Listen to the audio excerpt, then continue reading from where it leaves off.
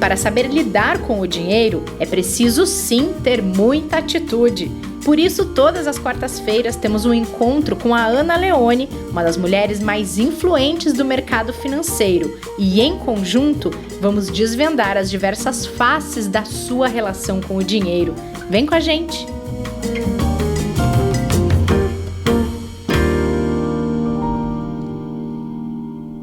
Dinheiro com atitude, desta quarta-feira no ar, aqui no Investidor em Foco. Minhas companheiras de episódio de toda quarta-feira, Juliana Ranciaro, Ana Leone. Tudo bem, meninas? Olá, tudo bem? Oi, tudo bem, tudo certo. Tudo bem. Preciso contar para vocês que agora eu sou uma companheira de podcast parcialmente vacinada. Uau! Isso é uma ótima notícia, gente. Eu também tô. Metade foi. Metade eu tô já esperando a minha vez. Tô ansiosa. Já vai chegar, Ju. já tá aí. E a gente chega a dar um alíviozinho, né? Pensar que tá mais perto do que nunca disso tudo passar. Eu fiquei bem emocionada, confesso. Eu fiquei bem tocada com o meu momento, assim. Eu acho que todos os brasileiros têm que chegar à vez e a gente tem que torcer para que isso passe o quanto antes. O Gustavo, meu noivo, tomou semana passada. Eu fiquei bem emocionada no dia dele também, assim. Realmente mexe com a gente. É verdade. Mexe bastante. Bom, vamos lá, gente. No último episódio, nós desafiamos aí todos vocês que estão nos ouvindo e que seguem a gente nos perfis do Itaú Personalité e do Dinheiro com Atitude a substituir. Será que aquelas 2 viagens de férias por ano poderiam virar uma só? Quem sabe aquela compra de roupas todo mês não pode ser transformada em semestral? Talvez organizar melhor a casa, ter uma rotina mais organizada pode reduzir gastos mensais com a limpeza. Ou, quem sabe, até aquelas idas frequentes ao restaurante podem ser, em parte, transformadas em bons jantares em casa. Enfim, tudo isso, Ana, para tornar equivalente nosso padrão de vida com o nosso padrão de gastos, e é isso que a gente vai falar hoje, né? É isso mesmo. Esse exercício eu gosto bastante, porque é uma coisa muito comum as pessoas confundirem um bom padrão de vida com um elevado padrão de gastos. Em alguma medida, essas duas coisas estão relacionadas, mas dá para a gente viver bem, gastando de forma mais inteligente, sem a gente precisar abrir mão de tudo aquilo que a gente considera importante, que nos faz bem. E aí esse que foi o objetivo dessa semana, a gente conseguir olhar melhor para aquilo que nos faz bem, racionalizar a forma como a gente gasta nestas coisas e, como a gente já falou aqui, muito sobre escolhas, sobre o significado da riqueza para a gente, esses dois conceitos, eles foram resgatados aqui para a gente elaborar o exercício dessa semana. Então, fazer melhores escolhas e gastar de forma mais inteligente, quando a gente faz isso, a gente não precisa abrir mão daquilo que a gente considera importante.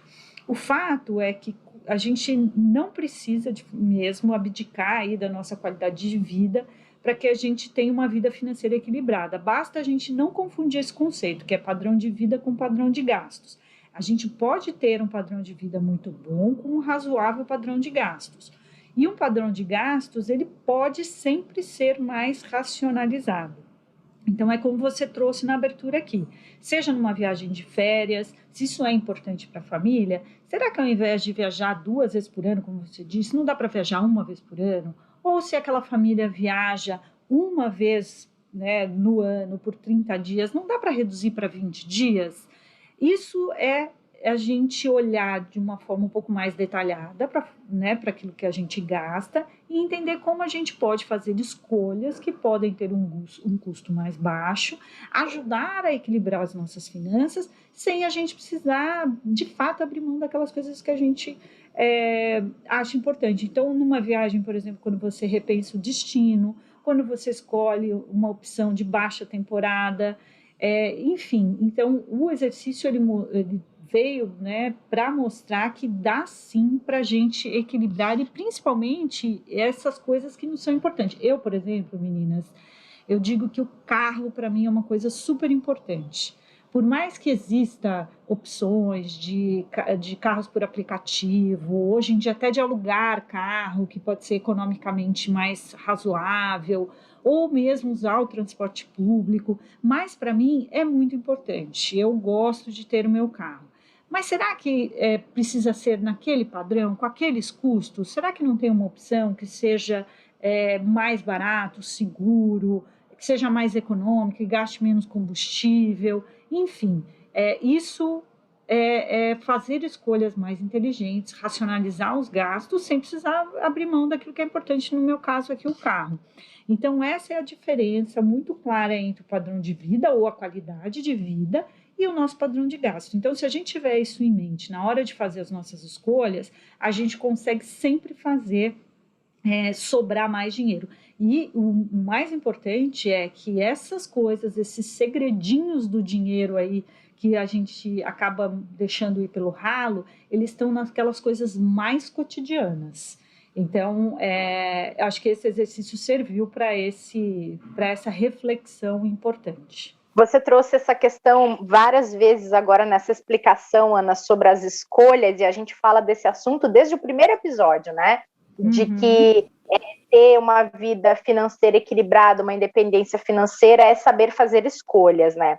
E a gente questionou nossos seguidores, nossas seguidoras, ouvintes, ali no Instagram do Personalité, levando alguns desses exemplos que eu citei na abertura, se as pessoas estariam abertas a fazer substituições. A maioria esmagadora escolheu sim, estou aberto a fazer substituições. E aí, Ju, quero saber se você tem aí algum exemplo de substituição que você já fez. Eu estava pensando em algumas coisas e acho que tem coisas até a gente pode achar que sejam bobas do dia a dia, mas, por exemplo, aqui na minha casa, a gente adota uma política de ter uma diarista que vem a cada 15 dias para ajudar com a limpeza. A gente está trabalhando de casa, então a casa é muito mais usada do que quando se trabalha fora, então ela suja muito mais. Porém, a gente faz uma manutenção diária. E isso ajuda e muito a manter o ambiente em que a gente vive, trabalha e passa a maior parte do tempo, principalmente nessa pandemia, um lugar saudável, limpinho, cheirosinho, com tudo em ordem. Então, para eu não precisar chamar alguém para me ajudar semanalmente, eu chamo a cada 2 semanas, mas eu faço a minha parte organizando as coisas melhor. Acho que é um exemplo de coisa que eu já consegui implementar por aqui. E contigo, Ju?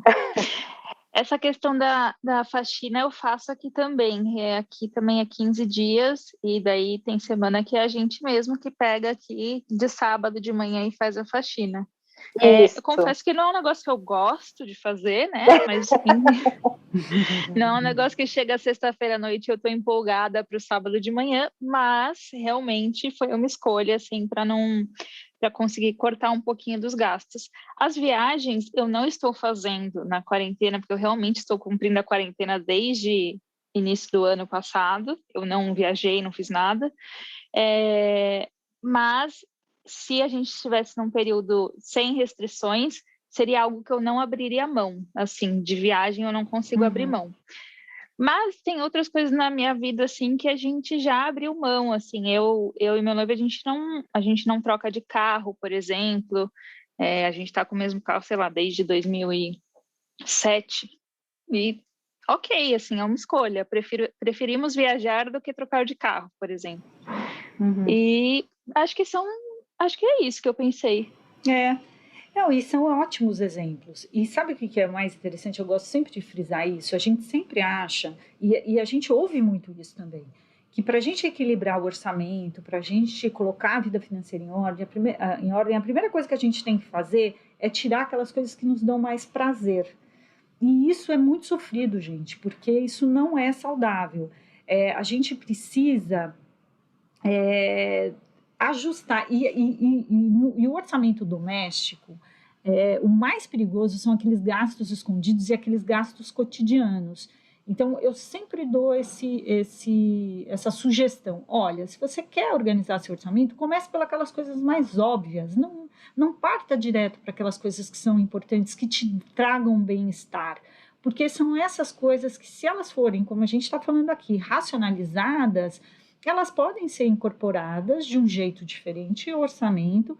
Assim, você vai ter disposição para fazer as outras coisas que são mais complicadas, às vezes, no orçamento, que é renegociar contratos, que é abrir mão de um canal de TV a cabos com 400 canais e você tem tempo de assistir 3.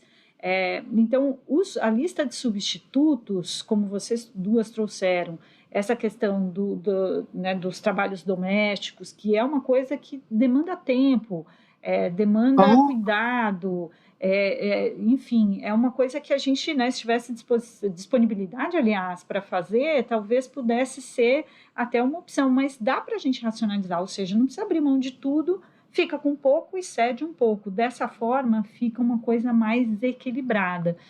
Eu também, outra coisa importante, sempre tem que fazer. Então, eu o tempo inteiro fico pensando quais seriam os meus substitutos. Será que é trocar para uma marca do supermercado que seja mais em conta? Você corre o risco, inclusive, de experimentar e gostar daquela marca, não ficar apegado naquelas coisas que a gente está super habituado, porque isso pode custar caro. Então, o orçamento doméstico, as nossas finanças, os nossos prazeres, tudo isso é mutável, tudo muda, as coisas vão acontecendo, ainda bem, a nossa vida é imprevisível, isso é muito positivo, e por isso que a gente precisa retomar esse exercício o tempo inteiro. Essa questão do supérfluo que você colocou é interessante, né? Porque acho que o que as pessoas pensam, em primeiro lugar, é cortar, né? Eu já ouvi vários economistas falando sobre isso que você trouxe agora, de que não sempre se usa o exemplo do cafezinho, né? Não é cortando todos os seus cafezinhos que você vai fazer o seu planejamento financeiro, doméstico, bem feito e vai cumprir, mas sim você fazer exatamente o que você estava trazendo. Se eu gosto de vinho, se eu gosto de cerveja especial, se eu gosto de ir em tal lugar uma vez por semana, essa coisa de incorporar na sua rotina e mexer em escolhas que te permitam manter um prazer ou outro, faz parte também da nossa sanidade mental, né? Nossa, ainda mais nesse período de restrição que a gente está vivendo, né? Se tiver que cortar tudo que a gente mais gosta, como a Ana falou, que normalmente começam falando para a gente cortar o que a gente mais gosta. Gente, o que eu mais gosto, logo isso. E obviamente que aí tem sempre uma gordura, né? Mas não é só daí. E eu sempre faço essa analogia, gente, é igual uma dieta radical. Ela pode até dar resultado, mas ela dá um resultado no curto prazo, você tolera fazer por um período muito curto de tempo, e isso não é sustentável ao longo do tempo. Então, o legal é a gente ter um olhar ativo para as nossas finanças, um olhar ativo para as nossas escolhas. E dessa forma acaba sendo natural, porque um hábito ele só é criado com o tempo e com a persistência. E quando a gente está falando de cuidar da vida financeira, a gente está falando de regularidade, de persistência em boas atitudes, em boas escolhas. Então, dentro de um orçamento, a gente negligencia aqueles gastos que a gente pode pagar. Então, se a gente tem um orçamento, tem lá a nossa conta de água, de luz, de celular, de TV a cabo, de supermercado, são coisas que, em geral, a gente produz renda para cumprir esse tipo de despesa. Então, a gente nem olha muito para elas, porque a gente está dando conta. E aí, o que sobra, que são as coisas que, em geral, são prazeres e consumos que nos dão bem-estar, que a gente fica mais atento. Dos dois lados tem de onde tirar, mas aquele lugar que a gente não mexe, que a gente acha que está indo super bem, é que a gente precisa retomar e olhar com mais cuidado, que eu falo que são os gastos escondidos. Então precisa olhar isso com bastante atenção. E isso são os detalhes. Falam que o diabo mora nos detalhes, no orçamento mesmo, a máxima vale também, entendeu? E os pequenos, Ana? E os pequenos gastos, a gente dá a devida atenção? Não dá. Porque a gente tem um pensamento muito linear. E, em geral, os nossos gastos são exponenciais. Então, que é um exemplo que várias pessoas, né, vários especialistas fazem, que é o tal do exemplo dos R$ 100. Se você pegar 10 notas de R$ 10 e deixar dentro da sua carteira, talvez em 2, 3 dias você gaste tudo, porque é isso, um sorvete aqui, um cafezinho ali, ainda mais nas férias, né? Que você está ali já com a guarda baixada, né? Então, aquilo vai que nem água mesmo. Se você coloca uma nota de R$ 100 dentro da carteira, periga você ficar a semana inteira ou até mais com ela dentro da sua carteira sem que você gaste, porque a gente tem essa coisa do pequeno valor, a gente tende a desprezar, mesmo que o resultado final seja igual. Então, se a gente pegar 10 notas ou uma nota, se elas têm na composição o mesmo valor, não importa, mas o nosso cérebro tende a dar menos valor às notas menores. É o à vista e parcelado, gente. A gente não tem coragem de comprar várias coisas à vista e a gente tem total, assim, vontade de comprar o parcelado. Isso é uma contabilidade mental, porque no fim os valores são iguais. Então, se você pega uma compra de R$ 10, né, de R$ 100 dividido em 10 vezes, você tem uma sensação, isso eu dou conta. Agora, se um produto custa custa R$ 100 e você tem que pagar à vista, você já pensa um pouquinho mais. Isso, conforme a gente vai aumentando os valores, isso vai piorando. Então, não adianta, a gente precisa cuidar dos pequenos detalhes. Porque no final das contas, seja em pequenos ou grandes valores, são valores que são os mesmos. Não adianta fazer essa continha mental para fazer sentido para a gente, porque para a carteira pode ser que não faça sentido, não. Ana, você falou de nota e, assim, eu, por exemplo, não ando com nota de dinheiro na carteira, né? Nem eu. Tem alguma dica para quem não anda com nota de dinheiro, é só o cartão? Olha, o débito, né? Às vezes, se a pessoa realmente tem aqui uma questão de estar mais desapegado, porque o dinheiro virtual ele é muito difícil mesmo, ele não é nada tangível. Então. É um meio de pagamento excelente, gente. Olha, eu adoro cartão de crédito, ele é seguro, ele é uma ótima forma de você controlar os seus gastos, se você, porque você estabelece um limite, você estabelece uma data de pagamento. Então, ele é um excelente produto. A questão é esse pensamento linear, que a gente acha que a gente não tá vendo, a gente não está tocando dinheiro. E quando a gente tem a posse, né, quando ele está na mão, só o ato de você pôr uma notinha em cima da outra, assim, para pagar alguma coisa, você já está sentindo que está perdendo alguma coisa. Com o cartão de crédito isso não acontece. Então, um jeito de fazer isso é optar pelo pagamento à vista, pelo débito. Porque aí é uma coisa que eu tenho, não tem, entendeu?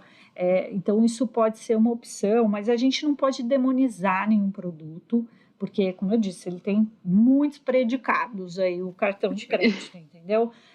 Mas a gente precisa ter a noção. E o mais perigoso é esse acúmulo de parcelinhas, porque a gente vai acumulando, é aquele meme básico, né? Nossa, eu não sabia que de 30 em 30 reais no final do mês dava 1.000, né? Pois dá 1.000, gente. Uma hora dá 1.000. Então, deixa eu aproveitar essa consultoria de cartão e te perguntar, sabe o que eu faço? E aí, para mim, funciona, tá? Não sei se é algo que tá certo ou que vai funcionar para todo mundo, mas eu só gasto no cartão de crédito, fico acompanhando a fatura, porque eu tenho ali uma ideia do quanto eu posso ter de despesas no mês e vou acompanhando essas despesas, e no final do mês eu converto esses pontos do cartão para milhas. E assim eu consigo não precisar pagar passagem aérea muitas vezes, porque simplesmente eu fui juntando esses pontos e aí, em vez de gastar no débito, eu gasto só no crédito. Mas assim, tem que ter a disciplina de ficar acompanhando aquela fatura pelo aplicativo, né? E ter uma noção, já que o dinheiro não está desaparecendo da conta aos poucos, tem que ter aquela noção de quanto você pode acumular em despesa para que na hora que for debitado você não fique no vermelho também, né? E eu uso, gente, até o acelerador de pontos. Então, lembra o nosso exemplo aqui do começo do nosso bate-papo, as viagens de férias? Tá aí um jeito de tornar essa viagem mais barata, mais econômica, mais eficiente. Ou seja, nenhum produto é ruim, mas é o uso que a gente faz dele. Eu acho o cartão de crédito uma ótima forma de controle, porque está ali especificado onde você foi, quando você gastou, quanto você gastou, tem a possibilidade do parcelamento, o que não dá é para a gente perder a mão. E por isso, façam sempre a lista de substitutos. Poxa, de fato eu preciso comprar aquilo que eu estou comprando, dá para comprar uma coisa mais barata, dá para não comprar no mês que vem, dá para pedir um desconto, racionalizando esses gastos e principalmente sempre pensando no substituto, no plano B daquele consumo ou daquela despesa, é possível a gente manter o nosso padrão de vida com qualidade, com um padrão de gastos muito mais racionalizado. Ótimo. A gente teve uma aula que até aproveitamos eu e a Rê para tirar algumas dúvidas, né, Rê? De repente ajuda as pessoas aí que estão nos ouvindo. A gente não perde tempo, né, Ju? Não. Já que está aqui, vamos lá, né? Vamos aproveitar. Ana, então vamos falar sobre envelhecimento no próximo exercício, que eu já li aqui, que é o que vem pela frente. Esse eu gosto, viu? Gosto. Ele é muito legal. Esse é tabu, gente. É tabu para muita gente. É um tema que eu sou apaixonada. Na mesma proporção que eu sou alucinada por esse tema, ele é muito desafiador. Na mesma proporção. Quanto mais desafiador eu noto que mais apaixonada eu fico. E essa semana é isso que a gente vai falar. A gente vai falar sobre velhice. E aí, sabe aquela coisa assim, quando a gente é criança, ou quando a gente vê uma criança, é muito comum a gente chegar para a criança e falar assim, nossa, o que você quer ser quando você crescer? Quem já não ouviu isso aqui quando era pequena? E é muito comum a gente fazer essa pergunta para as pessoas, para as crianças, mas a gente não chega para uma pessoa e pergunta assim, o que você quer ser quando envelhecer? E esse é o exercício dessa semana, a gente vai falar sobre a velhice, porque por mais que a gente se prepare para essa velhice, que a gente fale sobre ela, a gente trata isso como um tabu e é um grande desafio de fato. E um dos motivos é porque a velhice ela é bastante heterogênea, ela guarda assim, muitas surpresas, ela é imprevisível. Por mais que a gente faça tudo acreditando que lá na frente a gente vai chegar no mesmo lugar, os caminhos são distintos e os destinos também podem ser distintos. Então, essa heterogeneidade da velhice faz com que a gente evite e faça dela um tabu. E para piorar, a gente tem muita dificuldade, meninas, de se projetar nesse futuro e a gente evita envelhecer ao máximo. E a gente evita muito, assim, todos os sentidos estéticos, os sentidos culturais. E o envelhecimento é parte da nossa vida. A gente, quando nasce, a gente já começa a envelhecer. Mas independente da nossa dificuldade de lidar com o assunto, tá aí algo que a gente vai precisar encarar mesmo, que é a nossa velhice. Então, portanto, o exercício dessa semana vai ser o seguinte, a gente vai tentar trazer um pouco esse futuro que está tão distante da nossa mente, um pouco mais para o presente. A gente vai tentar chegar um pouquinho mais perto desse futuro. Então, o exercício é fazer uma descrição detalhada do que a gente quer ser quando envelhecer, onde a gente quer morar. Com quem que a gente quer estar? A gente quer estar fazendo o quê? Quanto a gente pretende ter de renda nesse futuro? E outras coisas que a gente julgar necessário. É como se a gente pudesse pegar uma máquina do tempo, fosse até lá na frente e dissesse assim, olha, eu quero estar assim lá na frente. Quanto mais detalhado for, melhor, porque a gente vai conseguir materializar esse futuro que é tão etéreo para a gente. Então, esse vai ser o exercício dessa semana. A pergunta que fica é o que você quer ser quando envelhecer? Mas é para fazer isso de uma forma bem detalhada e tangível, bem objetiva. Esse exercício, quando eu apliquei em alguns grupos de mentoria, as pessoas tendem a fazer coisas muito assim, olha, eu gostaria de estar em tal lugar, tá bom, mas você gostaria de estar lá, em que condições, com quem, de que forma, enfim, vamos fazer um exercício de futurologia e se imaginar lá no futuro. E o importante, seja o mais detalhado possível para esse exercício. O que vocês acham, meninas? O que vocês querem ser quando envelhecer? Ana, você tem pautado as minhas terapias, porque a gente conversa de quarta de manhã, e daí eu chego na segunda-feira, eu faço terapia de segunda, chego na outra segunda-feira, já falo, preciso conversar sobre isso daqui, porque quarta-feira eu preciso gravar e eu preciso ter uma resposta. E eu vou dar uma dica que é muito legal e alguns especialistas usam mesmo. Sabe aqueles aplicativos que ajudam, que envelhecem a gente?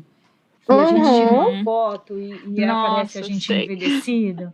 Pois é, façam esse exercício, porque é uma brincadeira que está bem atual, todo mundo está fazendo, mas esse experimento ele faz com que o nosso eu presente se conecte um pouco mais com o nosso eu futuro. E no próximo episódio eu vou falar bastante sobre isso. Por que que o nosso eu presente tem tanta dificuldade de reconhecer este nosso eu futuro? Nossa. Ficamos mudas, Ju. A gente não sabe nem o que dizer. A linha caiu? Não, eu gosto desse assunto também. E eu fico sempre pensando, principalmente quando a gente tem essas conversas sobre investimento, sobre horizonte, eu fico pensando tudo que eu posso fazer para garantir que a minha velhice seja tudo que eu espero dela, sabe? Mas eu vou colocar isso no papel, porque eu nunca tinha feito isso desse jeito, Ana. Eu também nunca fiz assim, não. É um exercício bem potente, viu, gente? Porque o mais interessante, vou dar um spoiler, como eu sempre faço, é o quanto, por mais que a gente tente trazer isso para o ambiente objetivo e concreto, a gente ainda romantiza essa velhice. E ela não é tão romântica quanto parece. E é isso que a gente vai explorar muito no episódio seguinte, no episódio que vem.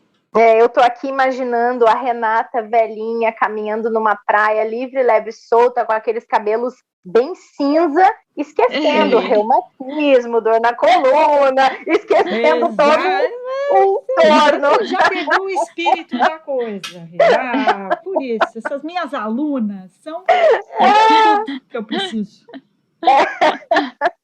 Muito bom, gente. Foi ótimo, meninas. Obrigada por hoje. Obrigada a vocês. Olha, caprichem, hein? Super a gente beijo, já começa a anotar agora. Beijo. Beijo, meninas. E, gente, não esqueçam. Desligar já. Calma aí, Ju. Deixa eu despedir dos nossos ouvintes aqui. Não esqueçam de acompanhar o Dinheiro com Atitude no Instagram, o Itaú Personalité no Instagram, porque a gente fala do exercício lá também. E voltem na semana que vem, que a gente vai estar esperando vocês, tá bom? Até lá. Para saber lidar com o dinheiro, é preciso sim ter muita atitude. Por isso, todas as quartas-feiras temos um encontro com a Ana Leone, uma das mulheres mais influentes do mercado financeiro. E, em conjunto, vamos desvendar as diversas faces da sua relação com o dinheiro. Vem com a gente!